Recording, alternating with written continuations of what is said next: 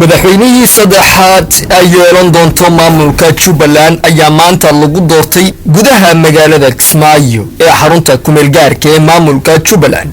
madaxweynahani lagu doortay maanta gudaha magaalada Kismaayo ayaa waxaa lagu magacaabaa Cabdinaasir Seero Armaax oo horey u ahaa afhayeenkii maamulka Jubbaland. Cabdinaasir Seero Armaax ayaa ka mid ahaa musharaxiintii u taagnaa xilka madaxtinimada maamulka Jubbaland. sidoo kale waxa uu musharaxiintu kula mideysnaa golo lagu magacaabo golaha badbaadinta maamulka Jubbaland.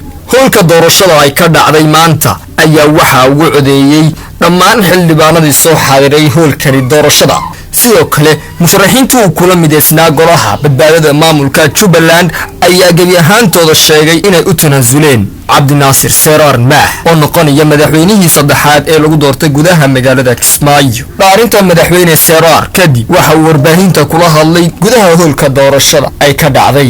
waan idin mahadcelinayaa inaad maanta aniga xil weyn oo runtii aad iyo aad u culus adduunka aakhirada aad dusha iga saarteen.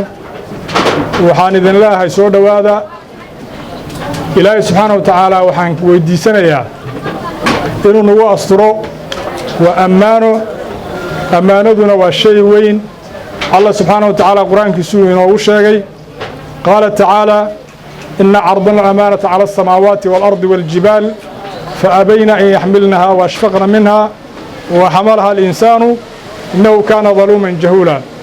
مسؤولية داوين الليق مضي إلهي سبحانه وتعالى هاي وحفظيه إذن نوحا إذن كان رجين دونا إنتينا هالك جوكتي فرح بضن يكوى كلينا الداوانية يكوى كلينا مغري دونا إنا يورش قيسان ويقول قرب استاكتان ويقول نغطان ضد ناسحان إنك عصنية إن شاء الله بإذن الله الكريم.